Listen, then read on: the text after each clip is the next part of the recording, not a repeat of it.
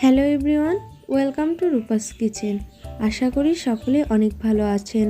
তো আজকে আমি আপনাদের সঙ্গে শেয়ার করব আতপ চালের গুঁড়া দিয়ে সাদা পিঠা বা চিতই পিঠা। তো এর জন্য পুরো ভিডিওটি না টেনে দেখতে থাকুন। আশা করি রেসিপিটি সকলের কাছে অনেক ভালো লাগবে। তো ফার্স্টেই আমি এখানে নিয়ে নিব আতপ চালের গুঁড়া। তো আমি এখানে পরিমাণ অনুযায়ী নিয়ে নিয়েছি। এরপর দিয়ে দিব পরিমাণ অনুযায়ী ময়দা।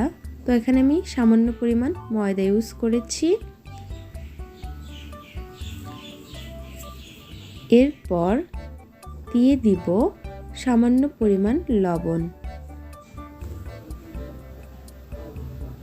এরপর আমি অ্যাড করে দিব সামান্য পরিমাণ সয়াবিন তেল।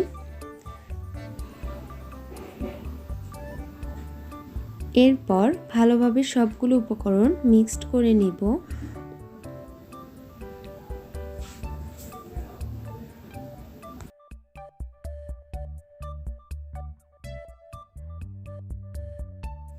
এরপর অন্য একটি পাত্রে আমি পরিমাণ অনুযায়ী জল নিয়ে গরম করে নিব। এখানে আমি মিডিয়াম রেখে জলটি গরম করে নিব।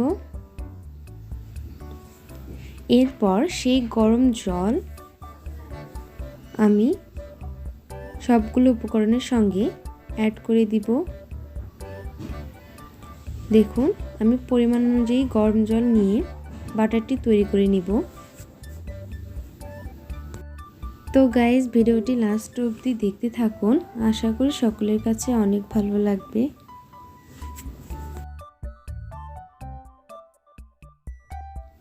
তো গাইস দেখুন, বাটারটি আমি মিডিয়াম রেখে তৈরি করে নিয়েছি।